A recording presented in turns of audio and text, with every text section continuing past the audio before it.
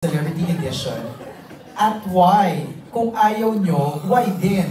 Kasi, let me explain.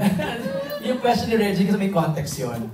Sabi niya, kasi base sa resulta ng recent PBB collab, umingay yung mga pangalan ng mga sumali at dumami ang projects, even in endorsements.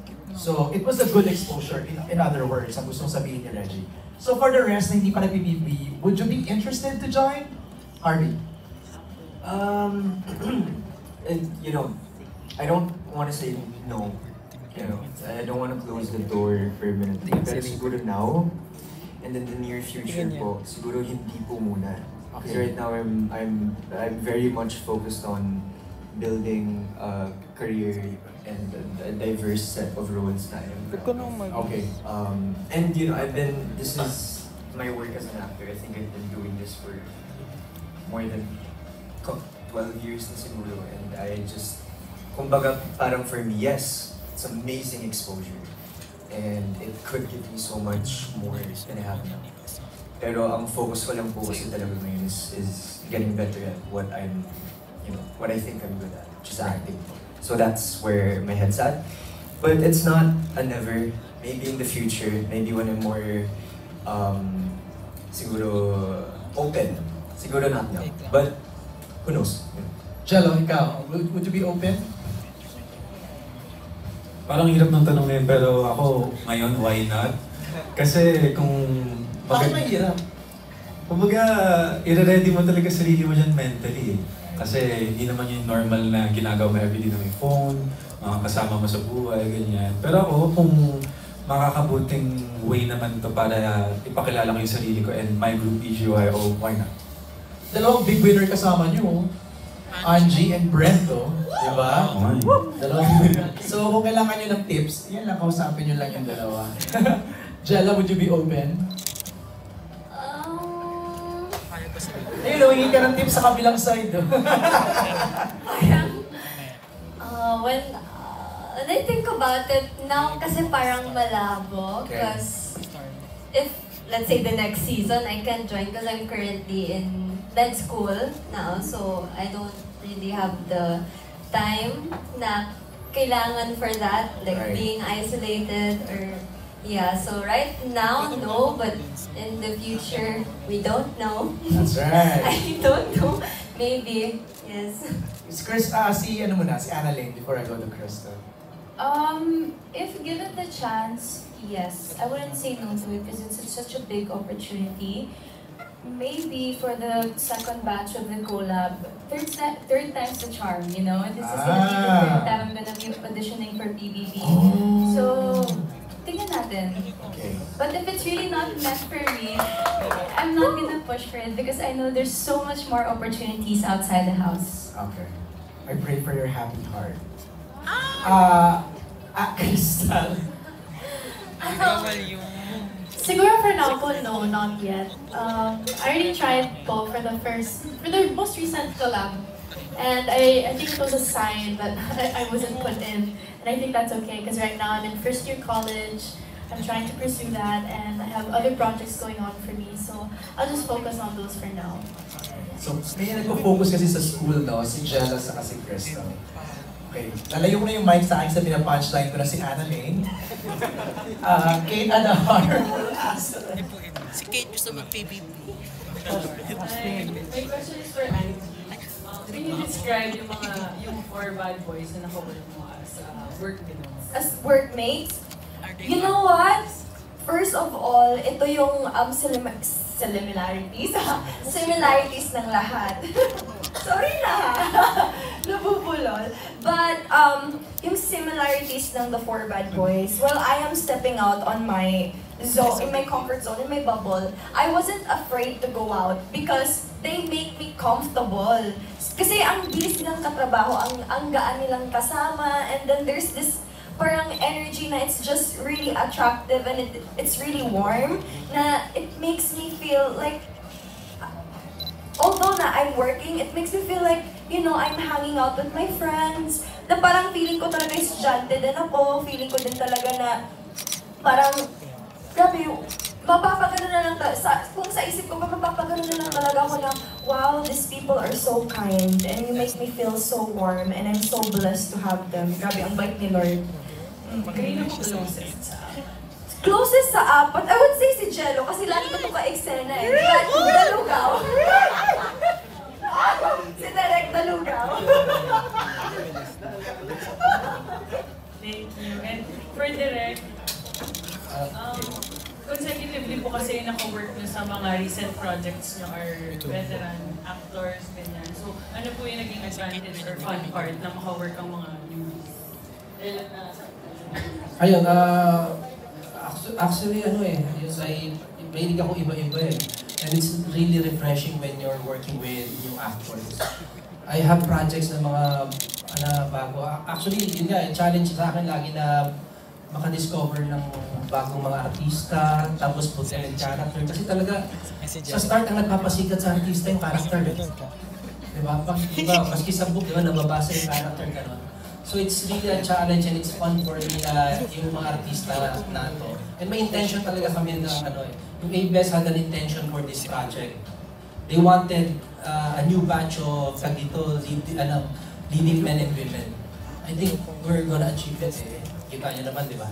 This is the next, di ba? This is the next generation and I'm happy to be part of it. Thank you po. Thank you, MJ.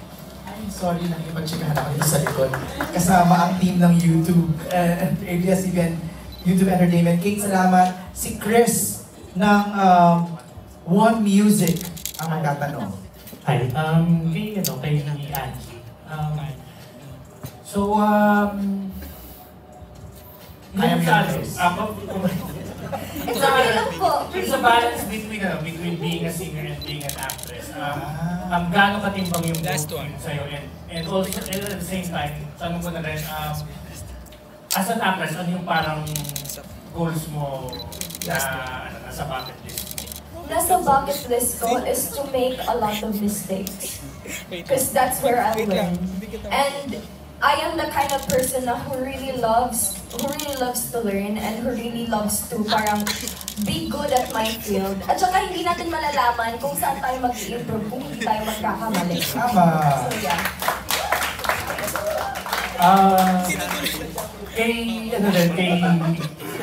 Parang ready si Angie sa mga pageant answers tonight. And kay Jenna naman, can we expect more acting gigs from you in the future? And also, based on your experience and also, yun lang pala. Actually, pwede ko na rin idagdag dyan si Jella. Because this is the first time that Jella's acting. So, we start with Jello first. Jello and Jella, no?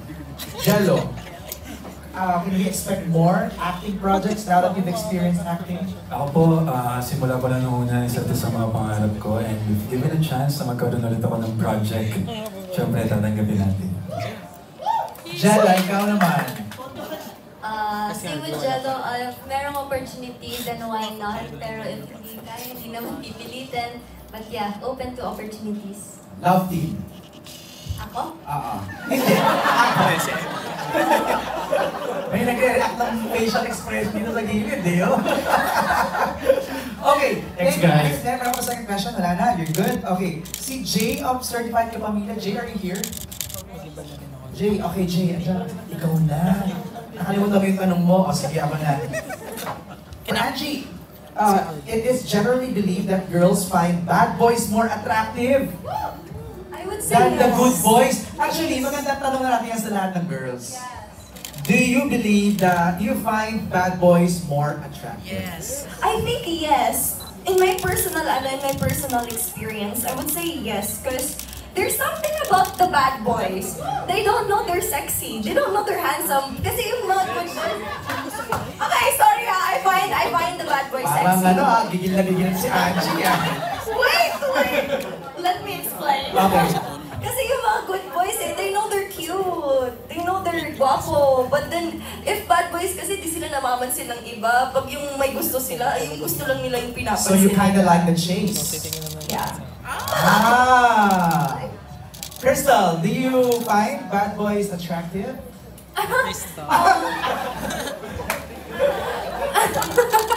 I mean, yes po, as long as he has a good heart. Kasi nasa loob yun eh. But you know, if his aura is very bad boy. Yung parang bad boy sa iba, pero sa'yo, good boy. Yes! Ay! Perfect. Ganun pala. Annalyn, ikaw? Parang di no.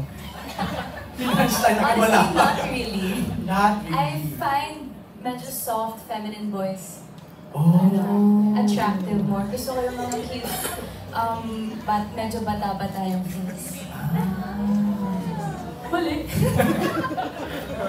Pinipicture namin yung itsura niya. No po. So, iba siya. Pwede ko mauna na. Goodbye. Pati mga Bunot ka ngayon, Annalyn eh. Oo, bunot ka eh. Si Jella na. Jen, ito na. Jen. Parang no. Yeah!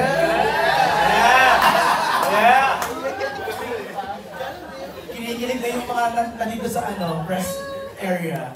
Jella, go. Same kami ni Ayen na parang more leaning more sa mga good boy looking. Or clean. Ay, di naman sa dirty looking of bad boys.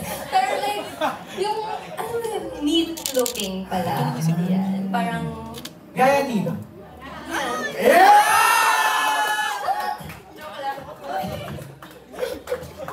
Soft launch, charot. Next question is for Jello. This is your acting debut. Can you share with us how is your experience? So, gusto ko kinikilig itong mga nasa likod ko. Ay talaga. Jello, how's your acting experience so far? Masasabi ko sa first acting experience ko, roller coaster of emotions. Kumbaga, share ko lang, dito ko lang na-experience yung kumbaga nag-internalize ka during set, di ba? Tapos parang dalandala mo yung story, parang daman-daman mo. Parang first time ko na-experience yung nauwi ko siya. Tapos patulog na, tapos bigla akong nagwala. Parang ganung level. Pero para sa akin, yung acting experience na to, sobrang masasabi ko na ang sarap rin yung outlet para sa mga emosyon. Kumbaga kung paano mo rin lalaroin yung gusto mong malaro or mapakita sa screen. Parang ang sayang mag-work. Yeah, and parang isa itong project na itong For Bad Boys and Me para masabi kong okay, gusto ko ituloy itong paligid. Nagamit mo ba yung mga BGYO skills mo dito? Ewan ko kung parang feeling ko in a way sa facial expression siguro. Okay. Kapag perform. Pero aside from that, siguro yung kung paano mag-internalize, kung paano mo aartehin. Okay. Ay, para daw fair, i-reverse naman daw natin. Yung guys, do you find, suplada girls or mean girl or medyo, ang opposite ng mean girl? Pag-girl. Pag-good girl. Pag-girl go. Pag-girl! Kaloka. Bading talaga siya. Okay. Dustin, what kind of, girl? Ayun po, soft girl. Gano'n ka soft? Soft. Taray. Softer. Fabric condition. Hindi, kasi soft ng Candy Cloud or fabric conditioner? Marshmallow. Marshmallow. Grabe ka naman. Wala pa po akong Si tapa, Pia. pero malay po natin. Okay. Jello, ikaw. Kasi hindi ka marunong mag-manual. Siguro yung soft din po. Ako. Marshmallow. Kumbaga, kung sakaling mang bad girl yung kung paano siya outside, yung same kay Crystal, kumbaga, sa akin lang good. Ganun. Okay. Brent? Sa akin po, siyempre bad girl. Kasi pag bad girl, mas may thrill eh. Parang, it will never get boring. Oh, may mga nag-umu dito. Parang Harvey, ikaw. Ako, siguro hindi naman yung suplada, pero mas risk taker. Kumbaga parang pag may gusto siya, she's really gonna take action to make it happen talaga. Tapos yung tipong, hindi pong gagawin niya yung mga alam niyo dapat hindi niya dapat gawin. Pero nandun yung thrill. Parang yung sinabi ni Brent. Tawa? Pero gets back. Making sense. Parang ganun na parang, Kumbaga may pagka-adventurous side, yeah, diba? parang when pag nagpipitch siya sa'yo ng idea at first, parang, tapos biglang, sige nga. Parang ganun na excited. Someone who loves the thrill, Yeah. diba?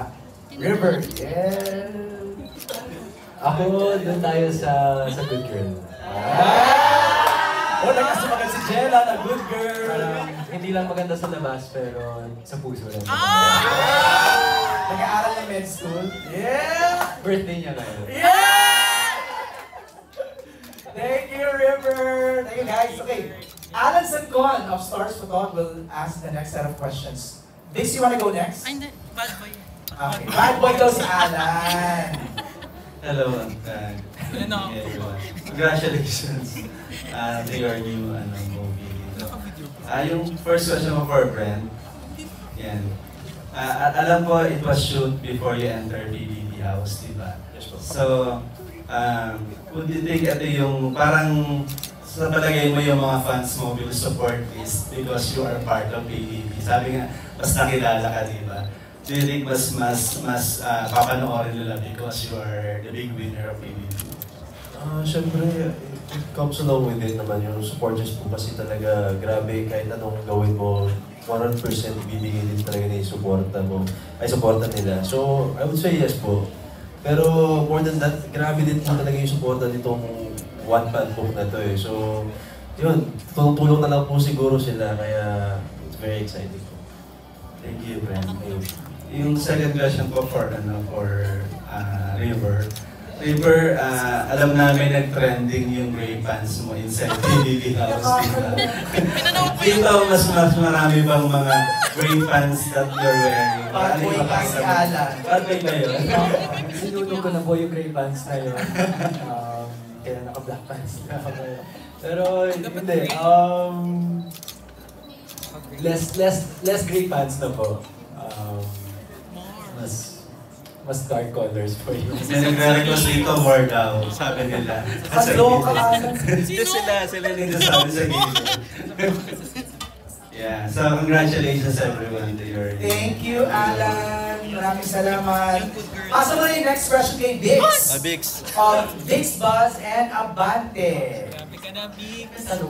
Ito, Pergello. Okay. Sa energy. Hi, Jello! Mamilya ko ito. Kung may isang kanta yung BGY or na parang, ano ba ito mo? Gusto mo kantahin ka? Gusto mo kantahin kay Angie, ano ito at bakit? Feeling ko all these ladies. Sapot! Sapot! With the Ay, ginawa niyo sa TikTok, di ba? Dustin, ginawa niyo yun? Pasabayan niyo ako. Harvey, ginawa niyo yun. Nakita ko, River, ginawa niyo yun. Yes, with the steps. Feeling ko all these ladies kasi yung song na yun is about honoring women. The women deserve to be celebrated, to be parang i-treat na queen. And I think perfect si Angie para kantahan ng gano'n. Sumabitsayaw pa. Nagluto pa. Marami kaming content about dyan, kaya abangan. Wow, yes. Pero para sa mga boys, paano kayo magpakilig ng babae? So we asked that for Brent, River, Dustin, and Shadow. And Harvey. Yeah. Kay River muna. Paano magpakilig? Paano ba? Siguro depende talaga sa person, pero para sa akin, yung love language ko talaga is time and acts of service, and siguro doon na ako nag-focus sa pwede kong bigyan sa kanya. No, River, you're right. Because you cannot say that nakakakilig yung ginawa mo. The only person who will say na nakakakilig yun is the receiver, right? So tama ang question na lang is, ano yung love language mo? Na para na kinikilig yung receiver. So ano ulit yung love language ni River? Acts of service and... Acts of service and quality time. Quality time. So may quality time na ngayon. Meron naman po. Yes! Harvey ka, what's your love language? Ako siguro tama po kasi yung sinabi ninyo eh, di ba? Wala naman pong iisang explanation or reason kung ano po yung nakakakilig. Kumbaga, I think for me, you just need to listen to your partner. Everyone has different needs, everyone has different wants. And sabihin natin yung nakakakilig sa akin, baka hindi nakakakilig sa kanya. Or something that I would find cute that I could do for her, maybe it isn't that cute sa kanya or nakakilig sa kanya. So I think it's all about listening to your partner, knowing how they want to be seen and valued and taken care of and loved. So ano ang love language mo? Love Acts of language service, ko, gifts, it's quality time and I would say quality time and physical touch. Physical touch. Yeah. So she needs to be next to you lagi. Yes. Diba? Alright. Brent, ikaw, what's your love language? I've realized more than the grand gestures, kasi minsan from time to time kailangan din talaga yun. Pero it's really about the small things. As long as it's genuine, totoo talaga yung pinapakita mo, yung magbigay ka lang ng konting assurance na everyday na siya pa rin talaga yung gusto mo or siya pa rin mahal mo. Yun. I think yun talaga. So words of affirmation kay Greg. Jella, ikaw. Well, ako yung type siguro na kapag gusto ko yung tao, ako yung nagsusulat ng handwritten letters, parang mga playlist, ganyan. Siguro, kaya ko rin magluto kung gusto ko. Pero, feeling ko ngayon, ang love language na usually nabibigay ko is paramdam ko na I'm consistent and quality time tsaka service siguro. Justin, ikaw. Ayun po. Ano yun? Anong love language ni Dustin? Is it words of affirmation, quality time, gifts, acts of service, physical touch? Acts of service po. Ayun guys, kasi pag makilig, torpe kasi ako, aminin ko na dito. Oo. Hindi, ayun po, acts of service talaga, and words of affirmation. Right. Para ma-assure. Bix? I'm satisfied. You're satisfied! Thank you. Hindi naman. Salamat naman. Niyak naman kami, baka hindi ka satisfied. Thank you, Bix. Hannah Mallorca is here, inquirer. Hannah, are you still here? Wala na si Hannah. Ako na lang mag-read ng question niya. For our author, si Miss Tina, how do you ensure that the film adaptation will remain faithful to its core? And what were your contributions in making sure that your story will be done justice? Thankful po ako sa ABS-CBN kasi talagang nag-brainstorm kami with the team and inasila ko ng mga favorite scenes, important scenes na dapat nasa movie. So, kasi before na din akong mga nagawa, hindi nila ako sinama. Oh!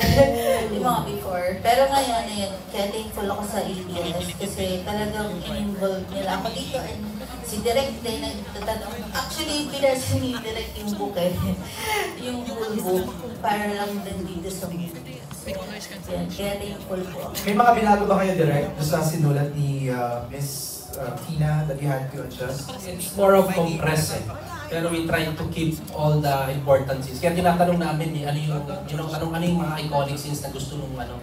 Kasi sa book may mga ganun may yung mga fans meron silang mga favorite na scenes, dialogue, situations. So yun yung nandoon sa pelikula. Kasi yun yung minahal nila nung binasa nila And sometimes, the limitation is, when you're writing a story, it's limitless. You're not thinking of production costs or, yung parang set design. So, challenge talaga, Direct Benedict, di ba? If you're executing it from... Pero, in fairness, yung malalaking eksena yung ginagawa namin lahat ng malalaking eksena na nandun sa book. Kaya happy naman kami. Totoo bang sinunod nyo to last October pa? October of last year? September yata. Ang tagal na. Tumanda na lahat. Mas bata kayo dun sa ano. Si Don ang next magtatanong to be followed by Naz. So we go to Don first. Okay, magandang hapon.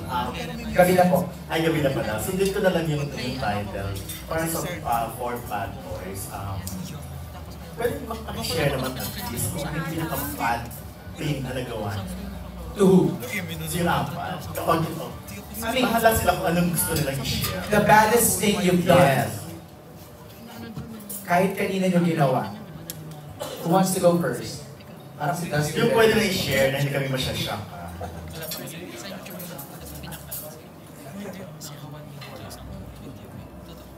Ay, legally. Legally po kasi. For love nga ito, may bumubulong dito sa table na ito. For love. Itago natin sa pangalang Bobby Regina. Ayan, si Bobby na nag-follow up ng For Love. For love daw, the baddest thing you've done for love. Done for love? Oh, yun nga, parang gano'n. Siguro. Ginawa namin niya. Pati apat. Disobeying parents just to see my girlfriend. Maybe. I think. For love. That's for love. Yeah. Pero Ano yung mga side comment dito sa table na to? Sa POV daw ng parents, bad yun. Pero sa POV no raw. It's love.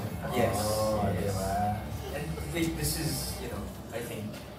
And it's relatable. Yeah, It's not I just think I'm sure like everyone here is sorry to done that. One way or River, another. ikaw meron ka bang ginawa? Ikaw, parang ikaw ang Baddest thing for love. Ano ba? Nagawa na ba ako? tanong natin sa... Baddest thing for love. Siguro hardest thing or not baddest thing naman. Siguro siguro the whole PBB journey. Siguro that that was a sacrifice for me to be able to go inside the house for 4 months. No communication, walang... Hindi na bigyan ng chance, tinuro ko rin. Hindi na bigyan ng chance na kausapin ka while you're inside the house. Wala talaga. Wala. For 4 months. That's painful. Yeah, pero nagpaalam ka ba? Siyempre naman, we talked before. And... Sa ating ginawa mo, nag-limit ka to send flowers? Tama? Yes, kasi monthly namin yung every 12th of the month. So that was my only way of communicating to her. And I said, there's an app kasi sa phone na you can send future messages. So habang nasa outside world ba ako, I send future messages to her para makuha niya while I'm inside. Uy, saan yan? Anong app yan? Co-star yung Yung baddest ang question pero ang good pa rin ang answer. So siguro that was, not the baddest, but then the hardest. The hardest. And not just me naman, pero it took 2 sides rin for that to happen. So, best rin. Any reaction?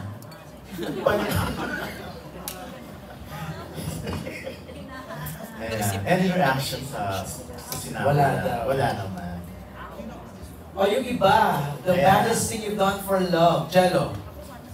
Ako sobrang usual lang ito. I feel like lahat kami na-experience. So, kumbaga yung kakayanin mong mag-take ng risk na at the same time sa sobrang busy, like masasacrifice mo talaga yung pahinga mo, yung mga iba't ibang mga schedules, pero nakakayanan pa rin iparamdam kung ano yung dapat.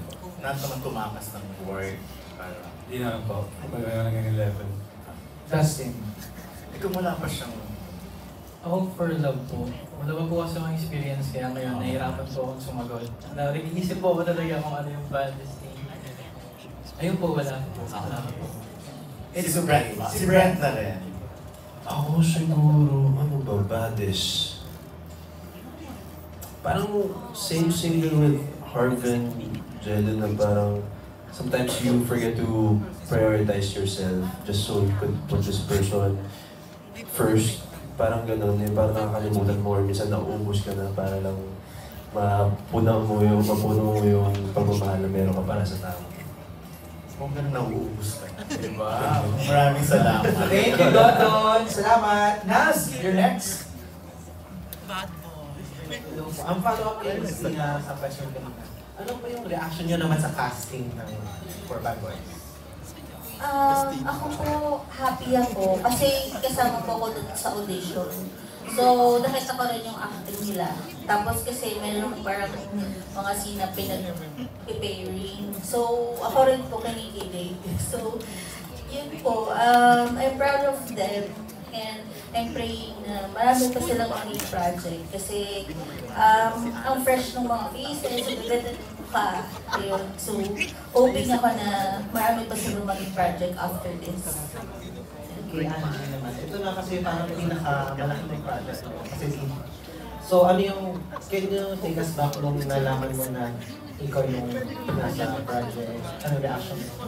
First of all, never kong in-expect kasi ang daming pinagawa sa akin. Pinasendan pa ako nila ng video. May pinagawa sa akin, gawin mo tong scene na to, mag-video ka, send mo sa amin. And then pinapunta ako saan pa ngayon, sa DTC na building. So 3 beses kami nag-audition. First of all, who would have thought? Tapos, di ko talaga in-expect na mapunta to sa akin. And ang bait talaga ni Lord. At saka, doon ko talaga na-realize din na dapat maniwala tayo sa perfect timing. Like, everything happens for a reason. If it's meant for you, it's meant for you. It will not pass you, and it will not pass your timeline. Because it's yours. So, yeah. Thank you. Ay, Nas. Okay, thank you, Nas. Maraming salamat. We go now to Janrel Cedro of Kapamilya On Demand. Janrel, are you here? Janrel? John Lilico. Ayun sa kabila. Excuse me? Ito po siya. Ikaw na, ito ka na, sayang yung skirt mo. Ako ba sasabihin sa'yo ni You forgot your question? Sige, ako na lang. This is for Angie. Bilang si Candice, ano ang pinakagusto mo sa kanya character at ano ang pinakamahirap na parte sa pagganap sa kanya? Sa akin, ang pinakagusto kong character or characteristic ni Candice. Sorry, nabubulol ako. Ang pinakagusto kong characteristic sa kanya is hindi siya takot magmahal. Kasi kahit na, alam mo, parang pinuksa na siya ng lahat. Parang everybody despise her, everybody like bullies her. She's not afraid to give love to everyone. That's why I love this characteristic sa kanya. Tsaka yung pinakamahirap siguro ay, syempre, as a learning and progress, mahirap talaga sa akin yung acting kasi this is not my talent. And like, kaya nga sabi ni Direk Benny, thank you kay Direk kasi pina-assignment niya talaga sa amin talaga na ikaw binubuli ka, low yung confidence mo, dapat ganito ka, ganyan. So it helps parang na-embody mo din yung yung pagiging na parang ang sakit na ba't ganyan yung trato sa akin ng mga tao, wala naman akong ginawang masama. And I just wanted to share love. So parang, kaya doon ako na parang na-attach din ako kay Candice. Tsaka, when I talk about her, I get emotional. I don't know why. Because she's just full of love. And I know if totoong tao si Candice, thank you to Miss Ina for writing her because she's such an inspiration sa amin. Especially nung grade 9 ako kasi that's when I started reading The 4 Bad Boys and Me. It's just, it just show na parang, wow, how beautiful the world will be if we look at each other eye to eye where there is compassion. So, ayun. Kaya love na love ko si Candice. They wanted to clarify here because yung sinishare mo now, Angie, is it coming from a personal experience that you were bullied before? I mean, I got bullied